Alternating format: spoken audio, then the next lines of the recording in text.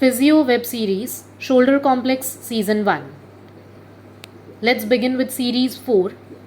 We will be discussing about the shoulder joint complex. Shoulder joint is formed by 4 unique joints, which are glenohumeral joint, sternoclavicular joint, acromioclavicular joint, and scapulothoracic joint. In this series, let's discuss about the glenohumeral joint in detail. So, the glenohumeral joint, as the name suggests, it is formed by the glenoid cavity of the scapula and the head of the humerus. There is the concave surface of the glenoid cavity of scapula and the convex surface of the head of humerus articulating with each other to form the glenohumeral joint.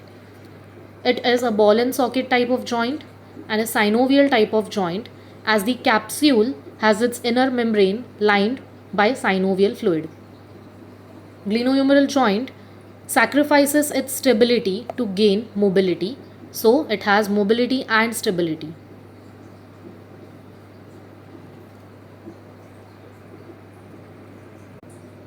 Now, glenohumeral joint has passive stabilizers and dynamic stabilizers. Passive stabilizers have structures as capsule, ligaments, and glenoid labrum. There are 4 ligaments we will be discussing in detail. As well as there is dynamic stabilizers including rotator cuff muscles and the long head of biceps brachii. Let's have a detailed look initially about the passive stabilizers of the glenohumeral joint. We can see there is a posterior view of the joint complex showing glenoid fossa and the humeral head. Now, this is the glenoid cavity lined by the labrum, and in this diagram additionally we can appreciate the long head of biceps brachii tendon, which is passing through the bicipital groove or the intertubercular sulcus and which is held in position by a ligament called transverse humeral ligament. Now let's focus back onto our glenohumeral joint and its passive stabilizers. So for passive stabilizers, we can appreciate in this diagram, we have capsule as well as we have glenoid labrum surrounding the glenoid cavity. Apart from this, let's have a look at ligaments which are also the part of passive stabilizers. So there is superior glenohumeral ligament, middle glenohumeral ligament, and inferior glenohumeral ligament. We will have a detailed look of inferior glenohumeral ligament later. And along with those superior, middle, and inferior glenohumeral ligament, we have coracohumeral ligament, which comes from coracoid process of the scapula and inserts onto humerus or the head of humerus. So, as we saw that there are 4 ligaments forming the passive stabilizers of the glenohumeral joint: superior glenohumeral ligament, middle glenohumeral ligament, inferior glenohumeral ligament, and coracohumeral ligament, which we appreciated right now in this diagram. Now, along with the glenoid labrum and the capsule and those ligaments, we also have dynamic stabilizers. Let's have a look at those dynamic stabilizers. If we divide this diagram, which is in the lateral view, into 2 parts, we can have an anterior view and a posterior view. Let's see which all structures are posteriorly. So posteriorly, the rotator cuff muscle supraspinatus, then infraspinatus, and then teres minor will be present, acting as dynamic stabilizers. Anteriorly, the rotator cuff muscle subscapularis will be present. Along with it, as we saw, long head of biceps brachii is also the part of the dynamic stabilizer. So in this manner, we saw passive and dynamic stabilizers of the glenohumeral joint. For a summary, we can revise that passive stabilizers of the glenohumeral joint includes, first of all, glenoid labrum surrounding glenoid cavity, then the capsule of the glenohumeral joint, then the ligaments, that is the four ligaments starting with superior glenohumeral ligament, middle glenohumeral ligament, inferior glenohumeral ligament, and the coracohumeral ligament. After that, we saw dynamic stabilizers, which consists of rotator cuff muscles and the long head of biceps brachii. So, rotator cuff muscles, supraspinatus, then infraspinatus, then teres minor, and anteriorly subscapularis. Along with that, we saw long head of biceps brachii.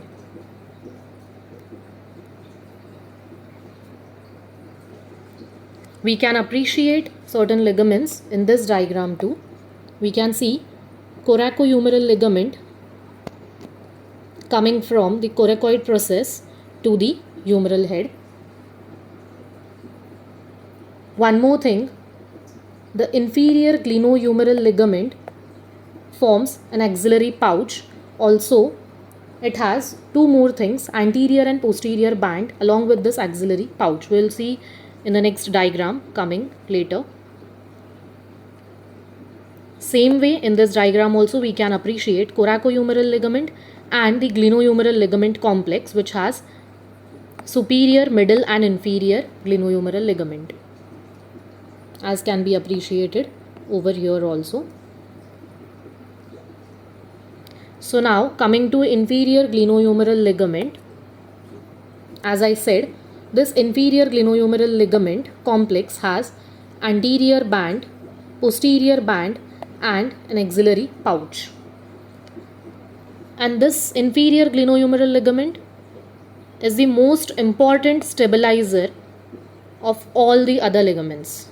It is the most important stabilizer as it helps to prevent the anterior inferior shoulder dislocation. And also, it is the most frequently injured soft tissue in shoulder dislocation.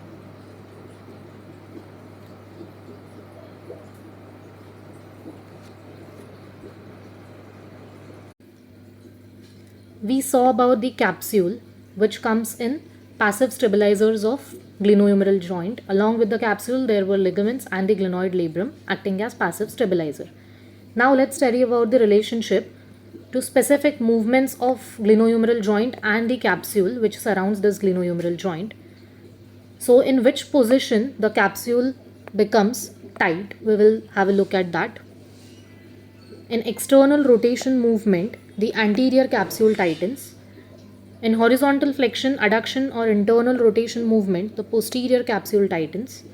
And when the arm is resting at the side of the body, the superior capsule tightens. And lastly, when the shoulder is in full flexion or abduction, the inferior capsule tightens. Now to understand this relationship more clearly, what we can do is we can perform each of these movements by ourselves and observe the movement of humeral head, because as we know that the capsule is going to surround this humeral head to keep it in position and also to allow some movement as it is lax. So when we perform a movement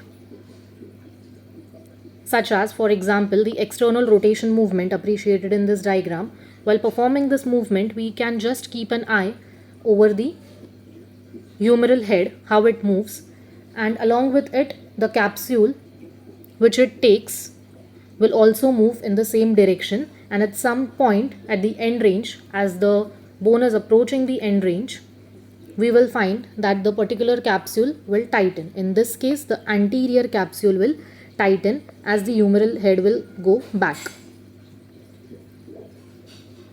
In this manner, we can appreciate all other movements and the capsule getting tight at the end range. In this diagram, we can appreciate that during the external rotation, the anterior capsule is getting tightened. The same thing we saw, just a detailed view of it So in external rotation, as the humeral head is going backwards, the anterior capsule will also tighten. This was the anterior capsule without the movement in scapular plane, and now as the external rotation is taking place, the capsule is tight. This was about external rotation and anterior capsule. Now one more example is horizontal flexion or adduction of the humerus. So in this movement we can see, as the humerus is moving this way, the posterior capsule at this side will get tightened. Once again, if this is the joint capsule and the humerus as shown in the diagram, in abduction movement the inferior capsule will get tightened. In internal rotation, the posterior capsule, which cannot be appreciated in this diagram as this is an anterior view. So in internal rotation, posterior capsule will be tightened, and in external rotation, the anterior capsule will be tightened. Moving on to the clinical aspect. So, as in this diagram, we can appreciate certain ligaments from top to bottom, considering this one as the coracohumeral ligament, then the superior, middle and inferior glenohumeral ligaments, and the glenohumeral ligament, inferior glenohumeral ligament forming the axillary pouch below. Now, in inferior direction, the humeral head is stabilized by the top two ligaments, which are the coracohumeral ligament and the superior glenohumeral ligament. When this humeral head will move up during shoulder abduction, as shown in this diagram. So, during 45 to 60 degrees of shoulder abduction, two structures will come into picture to stabilize the humeral head or the glenohumeral joint. Those are the middle glenohumeral ligament and the subscapularis tendon, which is inserting on this lesser tubercle of humerus. So those two structures, middle glenohumeral ligament and the subscapularis tendon, they both will provide anterior stability to the glenohumeral joint, and at the same time the superior glenohumeral ligament will slacken. Now coming to inferior glenohumeral ligament. So as we saw earlier that it is the most important ligament, as it provides greatest stability in anterior inferior direction and hence helps to prevent the anterior inferior shoulder dislocation.